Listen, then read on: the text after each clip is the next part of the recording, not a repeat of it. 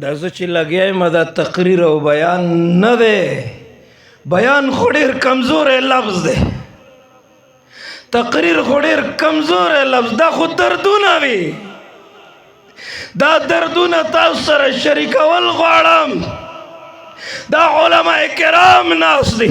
دا قاری صاحبان، دا مدرسین، دا الله په ذات مې دی قسمی ستاسو خیر خوا دی، ستاسو د بچی د مستقبل فکر دی ورسره. ما ته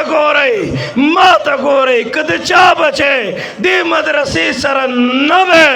نه دی د دنیا په ماحول کې دی، سوال درته کومه موږ له لږ ټیم دپاره راکئ، که د وخت محمد بن قاسم مې درلته جوړ نه کا، که دته مې د عزت پګړۍ په سر نه کړله، ای مورې که ستا د قدمونو لاندې د ځان له جنت ونه لټولو، که د ختم نبوت مجاهد مې درلته جوړ نه کا، که د دغې پلار په خپو باندې زور نه کولو، که د نه ما د معاشرې یو بهترین انسان جوړ نه که، په دې منبر او محراب مې درله کېننولو.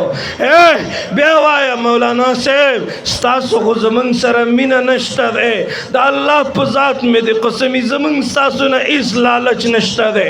ان اجری الا علی الله، منګې الله نه اجر غواړو، منګ له به الله اجر راکوي، خو دې معاشرې ته ضرورت دی،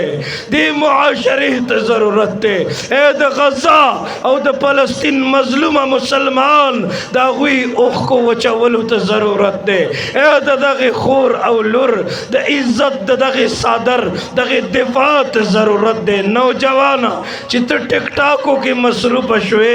ته ګانو بجانو کې مصروفه شوې، سبا کېږي چرته نه به منګه علما پیدا کو، چرته نه به منګه مدرسین پیدا کو،